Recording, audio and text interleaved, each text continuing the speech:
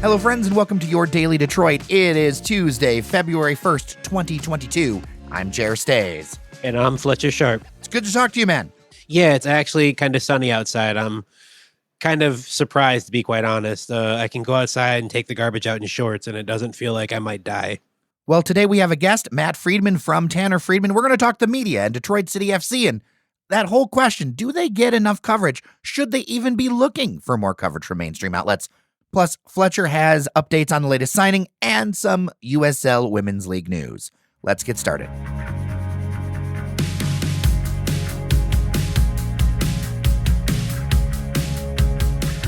Joining us virtually, Matt Friedman, Tanner Friedman, Strategic Communications. Welcome back to Daily Detroit. Thank you, Jared. Great to be back. Always good to talk shop with you and your crew. Oh, and talk shop we will. But this actually has a Detroit City FC angle because with the move to the USL Championship and all the things that have happened with the club over the last few years, there's a long-time frustration by Detroit City FC fans that soccer and especially Le Rouge just don't get as much play as they think they should with mainstream media. We're going to dive into that in a second, but let's first look at the Detroit sports market. Football is king here, isn't it, Matt? And I mean American-style football, to be clear. Like just about everywhere else in this country, football is king when it comes to TV ratings, when it comes to filling stadiums. There's really nothing like it. But there's room for other sports, certainly, and winning helps everybody. So I wouldn't say to soccer fans or to anybody else that you should worry about being in football's shadow. Because really in American sports today, when it comes to the business side of things, ratings, revenue, all of those things, football's number one. But that doesn't mean it's the only game in town, to turn a phrase quite literally. Well, I've seen from some sports media people that they just don't feel soccer gets the same traction on air. And I also kind of feel like sports talk radio is a unique kind of animal in that it requires so much listener feedback to really work, which is a lot different than, say, a podcast where we only have 20 or so minutes a day to fill. We're an active choice. When you're talking about sports radio, it's hours of content, and that's a lot to do. It's hard to paint sports talk radio with too many broad brushes. I mean, if you look at 97.1 here in Detroit, you have different flavors of their format running at different times of the day. Mike Stone and John Jansen in the morning, for example, do a really different show than Mike Valeni and Rico Beard do in the afternoon. And in between, Karsh and Anderson have been doing a different kind of show for a really long time. So it's hard to paint with all broad brushes, but one you can, and that is they play the hits. So I understand that soccer fans get frustrated they don't get talked about on sports radio, but that's a little bit like fans of, I don't know, pick a music genre, say alternative or grunge, doesn't get played on the top 40 radio station, just doesn't fit the format. Sports radio plays the hits. They need to, you have to keep in mind, and Jer, I know you know this, commercial radio in Detroit and in the big markets is rated minute by minute. So the imperative of the host is to be entertaining and to keep that audience going from minute to minute to minute as long as possible. So they're going for the lowest common denominator. In other words, the most popular stuff all the time. I'm a huge college basketball fan. I'd be interested in college basketball talk pretty much every day of the year. I know that on local sports radio, they're only going to talk about college basketball when there's a big game or when the NCAA tournament's going on. That's it. Otherwise, they're going to play the hits. And the hits, as you noted at the beginning of our conversation in this market, are going to be football. It's going to be the Lions, U of M, and to a lesser extent, MSU football, as much as they can. And I learned this lesson when driving to Tigers opening day one year. And on a sports station that no longer exists in this market, they were talking about the Lions quarterback situation on Tigers opening day in April, Lord, when the NFL season didn't start till September. That's just how it is. And as you noted, alternatives like podcasts are out there, websites are out there. There are plenty of places to get insight and conversation, but everybody points to the biggest blowtorch first, and I understand that. So this leads me to something I've seen in our audience surveys. It's that a lot of times people say, cover less NFL. I'm a UDM grad. I like Wayne State. Nobody's talking about these teams in any way, shape, or form. And why can't you guys on a podcast give them a couple of minutes? And it's a really strong reaction from our surveys, which would be, and this is just from experience, nigh on impossible on over-the-air radio. And I think about the success we found talking about Detroit City FC, and really something that we've been able to plant a flag. I mean, I love the game, and I intentionally, Fletcher, feel free to weigh in on this too. I look at it and go, why give the 5,000th Matt Stafford hot take? Everyone's already done that. I think it's really smart for you, and I think some other media outlets are starting to figure this out. You mentioned the other Division I basketball programs and athletic programs, for example, in the market, Detroit Mercy, Oakland, you even look at the MAC schools of Eastern, Western, and Central, a lot of alumni all over the place here. Tony Paul at the Detroit News has figured that out, has been writing more about them. And from what I assume and gather, that's been driving traffic to the sports page on their website. And I could see that for podcasts and other niche outlets that you don't want to talk about what everybody's talking about. You want to talk about what kind of an audience you gather together around your platform. So I think purely from a communication standpoint, that makes sense. And from a PR standpoint, these teams and these schools are having to adjust. They know that. I know that from talking to people on the inside there. They're trying to go where their audience is. And if they get on the big stick, as we would call it in the broadcasting business years ago, from time to time, that's great. Otherwise, they want to stay in front of their audiences and try to grow their audiences any ways that they can. It's kind of the reason why when I see people complain about, well, we've moved up a level for DCFC. We moved up a level now. Will we get more coverage? And I'm like, no. You should probably gravitate towards the people who will be giving you said coverage. They'll be able to give you more coverage. Well, if you're going to look to the major newspapers, major radio shows, major whoever to like give you more coverage, unless you somehow like matriculate from being in a second division league to like playing in Europe somehow or playing somewhere else, like however you move Europe to that, you're probably going to get the same amount of coverage. And like, I think you should just have to be okay with that until like the landscape changes, which right now it's not. Yeah, I think, Fletcher, that's interesting. In thinking about this topic, when you guys asked me to be on, I've thought about what I've been hearing as long as I can remember. And that is soccer has such a bright future in this country because kids played it. Well, I played it when I was a kid, elementary school. That was in the 70s. They talked about the future then. They're still talking about the future now. And I'm not a soccer fan, so I think I can say this objectively. They need to talk about the present and harness the present and the audience that they do have. I mean, my friends, grown adults who are soccer fans will move what I think are mountains to watch their team and to keep up with their sport. These are people who set an alarm on a Saturday morning to watch the English Premier League games live. These are people that will, go to a high school field to watch Detroit FC before it grew up to what it is now of having their own venue. People who will drive to all reaches of the earth, it seems, to watch the men's national team or even the closest MLS team. So soccer has this passionate audience. It's up to media, it's up to marketers to harness what they have now and get as much out of it as they can and not keep talking about how someday soccer is going to be so popular, because I just don't think that message resonates anymore.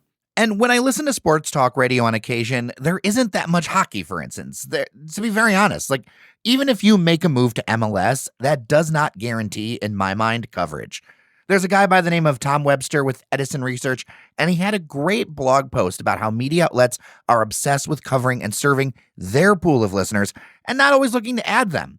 There's always exceptions, but I'm not sure that the core sports talk listener and the soccer fan are that much of an overlap. No, here's my MLS anecdote for you. I was in New York City 6 weeks ago, middle of December. The MLS team there apparently won the championship. Am I correct in that? Yeah, one of their two teams did win. And so here was a championship in the number one media market in the country.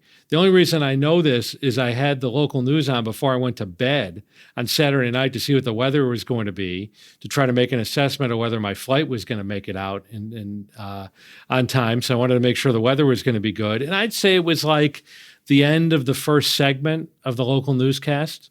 the story about the championship, that's in New York on a Saturday in December. So you just have to keep your expectations in check. Even if you're at the major level and you win, if you're in a big market, you're not going to get a ton of coverage, even at the championship. And I don't think that soccer fans should take that as a slight. In fact, I don't think anybody should take a lack of news coverage as a slight. You can't compete with COVID. You can't compete with politics. You can't compete with the weather, no matter what kind of story you're trying to pitch. I know that. I live that every day, as do my colleagues. So it's about your audience, whether you want to make a pool analogy or any other kind of analogy. You guys the two of you are right on with this. It's about capturing, communicating to, embracing, and ultimately, from a business standpoint, marketing to that audience. So for us, it drives plenty of listeners and it's growing. And part of that is we decided to make Detroit City FC a keystone of what we do once a week. It's helped grow the rest of what we do and vice versa. And I know from feedback, there have been at least a few new fans because they found DCFC through us. And that leads me to my next question. What are the things that you see from an outside point of view that the club or fans, whatever, could help to grow the game, saying, okay, 97.1 or whatever isn't going to be the way that happens? Well, they have their own platforms that I assume have grown. They would have to, given the success that they've had. It's hard for me to say exactly what this audience wants and what's going to get them enthused, but the more access that fans can be given in any sport, it seems, the better. And social media is a great key to that. Video is a great key to that. The game experience and extending the game experience beyond the stadium seems to be a really important key to that. They have a potential for accessibility of their athletes that other sports don't have. I remember being a kid and I didn't even like soccer then, but getting dragged to a soccer clinic at a strip mall in Southfield, and the guys from the Detroit Express were there doing drills and that kind of stuff. Soccer can do things like that. You're not going to have NBA players probably in a strip mall teaching ball handling, but soccer can do things like that in the community. So I think there's a lot of opportunity here. And guys, correct me if I'm wrong, I don't think an MLS is going to happen. I mean, they wanted their own stadium. They weren't willing to even share Ford Field with the Lions, who play 8-9 home games a year. So unless somebody's going to build them a stadium, they don't want to come to a city. If we're not going to have MLS here, then it's up to Detroit FC to fill that gap. And it seems like there's the potential to do that, at least from where I sit. Yeah, with Major League Soccer, they put in a new rule where they want you to have your own stadium. Teams like Atlanta United, New York City FC, I think a few more are grandfathered in. Yeah, New England Revolution are grandfathered in. They share stadiums with New York City FC plays out of Yankee Stadium. The Atlanta United share with the Atlanta Falcons. New England Revolution share with the Patriots. So they're allowed to keep the stadium. But if you want to move to Major League Soccer, now you need to have your own specific stadium. And to your point, I don't know where they would build a stadium down here that's not going to create just congestion in the area. So yeah, I don't see Major League Soccer coming down here strictly for that reason alone, but let alone the capital you need to move up to that level is insane. It would be a very different club. If Dan Gilbert and Tom Gores couldn't figure it out in this town. And the Ford family, they were all going to work together on this and have this at Ford Field, and MLS said no, then it seems like that ship has sailed. And so the imperative for soccer lovers here, in addition to, hosting a big event in Ann Arbor, which they've done a couple of times, an international competition. I covered the U.S. Cup, which was the precursor to the World Cup out at the Silverdome, going on 30 years ago. With the exception of big events like that, it seems like, this is a weekend and week in and week out endeavor for the local team, regardless of what level they're at. If it's a fun thing to do and the caliber is considered high enough, and the fan base is loyal enough, which it seems like they've proven to be. Oh, 100%. And I'll tell you, I've gone to a ton of sporting events over the years, and basically nothing beats the energy of a fired up 6,000, 7,000 people at Keyworth Stadium in Hamtramck. The energy is electric, man. You're not the first one to tell me that. I've been hearing that for years. So what I would say to fans is enjoy yourself. Have a good time. Seek out the Daily Detroits and places of the world where you can keep up with this when you can't keep up on your own. And let creative people find ways to keep the conversation going. Leave it up to the ownership to figure out ways to make the money that they need to make to be successful and keep it going, and just enjoy it. The guys on the radio aren't yapping about it, but so what? Well, on top of that, there's this move to ESPN Plus where you can just like pay an easy fee and you'll get a pro job with the production. Neil Rule and John does a great job behind the mic, in my opinion. Yeah, he's supposed to be great. And ESPN Plus is interesting. I saw some of their new numbers over the weekend. They have 17 million subscribers nationally, so it's definitely a niche compared to Netflix, which is up over 200 million globally. It's a niche play, but as we said before, it's a niche sport, relatively speaking. And what is it, $10 a month, give or take? I think it's like $6.99 a month to start. Yeah, so that's an option. Like I said, access is such a big part of sports communication these days, and that's another option. And I just don't think most fans who fit the demographic profile care if the TV stations are running the highlights on the 11 o'clock news or not. I just don't think that's a big priority for them. They have other ways and can find other ways, and other ways will be created to keep up with what's going on. No, I think moving to ESPN Plus is great. It gets more eyes on there. I mean, obviously, like you said, it's kind of a niche thing. The numbers obviously aren't stacking up to, say, Netflix or Hulu or something like that. But given that they were being shown on BN Sports Extra, which is like super, you'd have to like really love watching Brazilian second league soccer or Italian like throwback games to really even have access to BN Sports.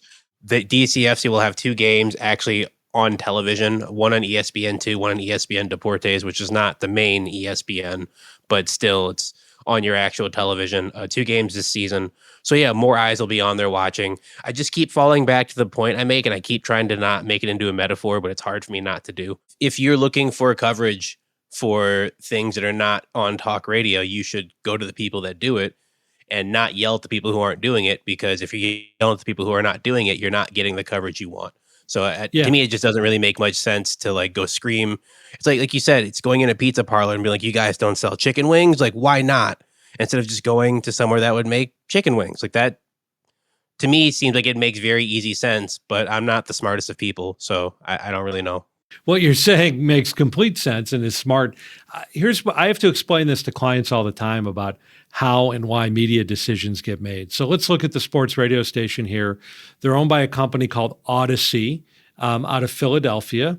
That's a company that was called Entercom until recently. They're a public corporation. Their objective is to return profits to their shareholders. They have a business strategy for every one of the radio stations that they operate everywhere in the country, including here in Detroit. That business strategy is going to be determined on 2 things, content and advertising. When it comes to content, they pay people to figure out what they think the audience wants to hear. And it may not be what you want to hear. But this has been much more democratized in recent years. You have options. And if you like it, great, listen to it. That supports some jobs here locally. And if it makes you feel good and it's entertaining while you're driving around, terrific. If that doesn't work for you, you have options and can go seek other places. And so I have to have this conversation even with some pretty sophisticated business people, because if you're of a certain age, you grew up in an environment where the newspaper was for everybody and the radio station was full service and the TV newscast was supposed to have a little bit of everything. And we've become a niche-oriented society. We don't have mass media anymore. We have personal media. So you consume what works for you personally. Based on what your interests are. It's there for you. Great advice, great observations. Matt Friedman, this is one of the reasons I love talking to you. Of course, you can find him at tannerfriedman.com. Thanks, Jer. Thanks, Fletcher. And always happy to talk. Just you know where to find me to get me to use this microphone on my desk from time to time. And I appreciate the chance to give that a workout.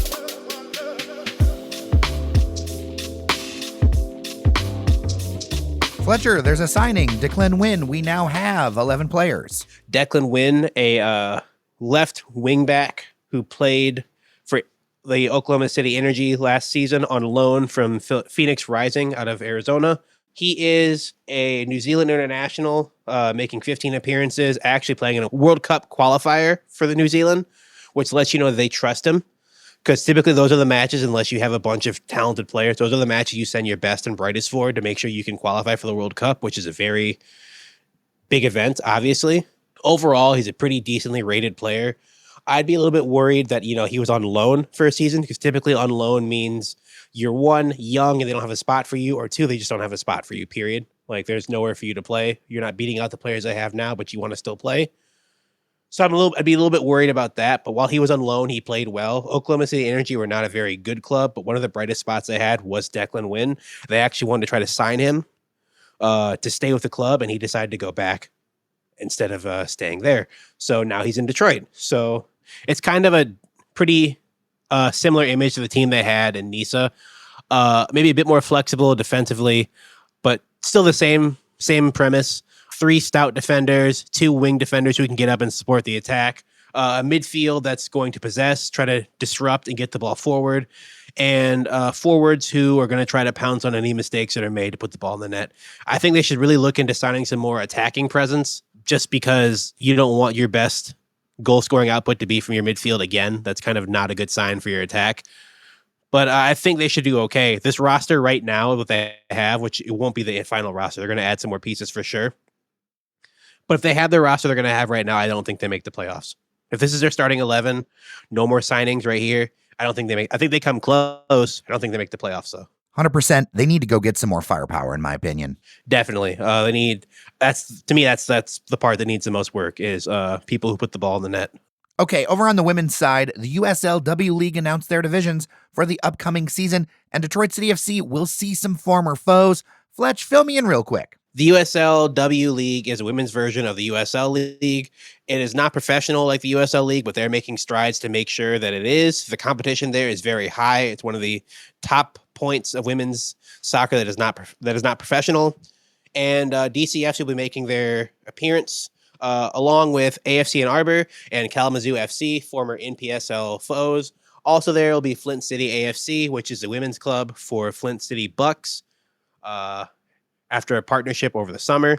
Also, there will be Kings Hammer FC, Indy 11, Racing Louisville, and Midwest United FC. Midwest United is the women's club for Grand Rapids FC, which is now defunct. But they played against them over the past previous years. Midwest United will be a very, very good squad. They typically always are. AFC Ann Arbor also has a few really good players, even though they've stolen one of their players, DCFC has, and Mami Yamaguchi, who is a former Japanese international. So I look forward to seeing some fireworks on the women's side as well. Those games will probably be broadcast, maybe not on ESPN, obviously, but they'll find ways to get them up there, and so they can be looked at if you cannot be at those games. And that's it for today's show. Sorry that we were a little bit behind. I lost my voice yesterday, and that is no good for podcasting. And Fletcher, thanks for hanging out with us. Of course, it's always nice to talk about soccer, especially on a nice day like this. Quite literally the calm before the storm. There's 2 quick ways to support us. One time, buymeacoffee.com/dailydetroit. Or number 2, patreon.com/dailydetroit. Help make this thing happen. With that, I'm Jer Stays. And I'm Fletcher Sharp. Take care of each other, and we'll see you around Detroit. Well, Hamtramck too.